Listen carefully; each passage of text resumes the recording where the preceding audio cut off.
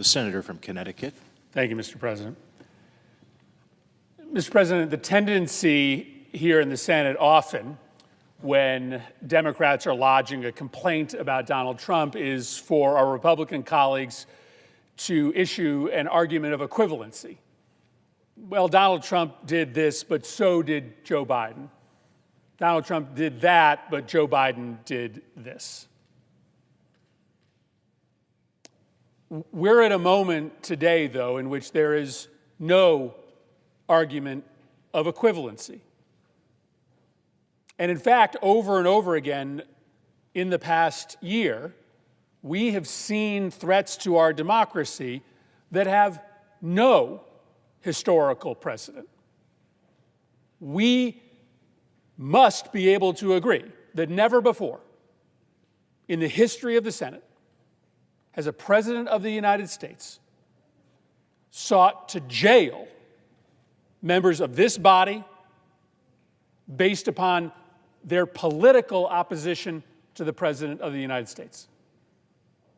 All that our colleagues did was record a video in which they simply repeated the law of the land, the existing military code, said things into a camera that the current Secretary of Defense has said himself, almost verbatim. But because he was reciting, because she was reciting a portion of the military code that the president objects to, because it was inherently a criticism of the president, they are now facing down possible indictment. It doesn't really matter that the grand jury refused to indict, because if they continue to come back over and over again for an indictment, they will likely find at some point some compliant grand jury, and we will find our colleagues headed to jail simply for exercising their free speech. Never before in the history of our country has something like this happened. And I understand that for all of us who have grown up in a relatively safe and secure American democracy, contested by foreign adversaries, but never under any real threat that we were going to lose the democracy from within, have come to believe some sense of inevitability about the survivability of American democracy. But every civilization, every form of government has an expiration date. Every attempt at republicanism or democracy over the course of this globe's history has ended, and ours will end at some point. Our job as senators, whether you have an R after your name or a D after your name, is to make sure that that end doesn't happen on our watch. And at some point, you have to look at the series of exceptional, unprecedented events that have happened in the last year and see them as part of an unprecedented ahistorical pattern. I agree with my colleagues. Long ago, in my mind, we crossed the red line. But think about it if the shoe was on the other foot. I want my Republican colleagues to think about what you would say if a Democratic president opened up a criminal investigation into the chairman of the Federal Reserve simply over a dispute over interest rate policy. What would my Republican colleagues say if a Democratic president deployed the National Guard against a Republican state like Texas or Louisiana? Would our Republican colleagues think it was a red line? President's FCC? What would Republicans say? Would it be a confrontation with American democracy if journalists were removed from a Democratic president's Pentagon because of their critical stories about the Democratic administration's policy? Would Republicans think there was a problem if universities were denied funding because they weren't hiring enough liberal left-wing professors?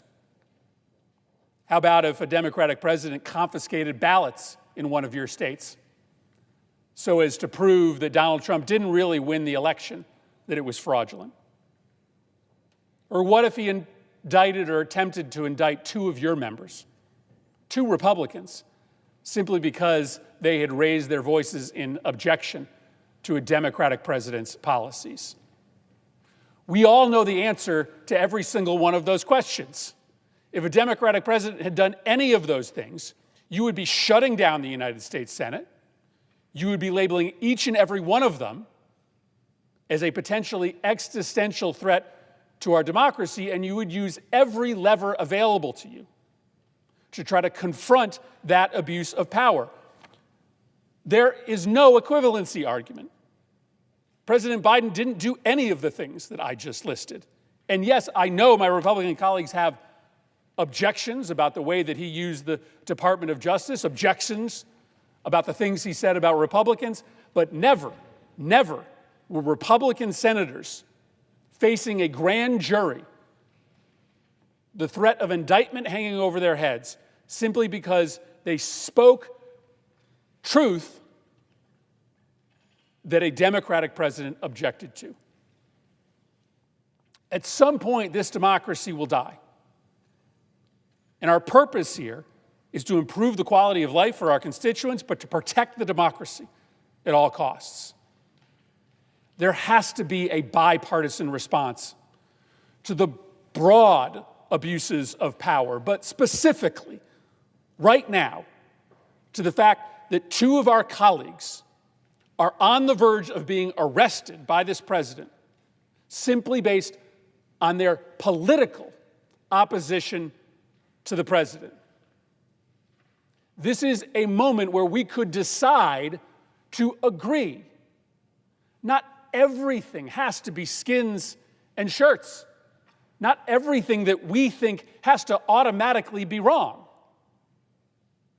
We could very easily decide this week that it is not acceptable for the President of the United States to attempt to throw into jail his political opponents in the Senate and in the House. And maybe that could provide a springboard for us to decide that there are other abuses of presidential authority that may, in the long run, harm both Republican and Democratic interests, but fundamentally harm the health of our democracy that we could join together in league against as well. This is a moment of test for the Senate. I agree with my colleague, Senator Schatz. This is a moment that could break this institution permanently if it is only Democrats standing up here and defending our colleagues. It should matter first that they are senators, that they were elected by the people of their state to represent Republicans and Democrats in their state. It should matter second, the party that is listed after their name.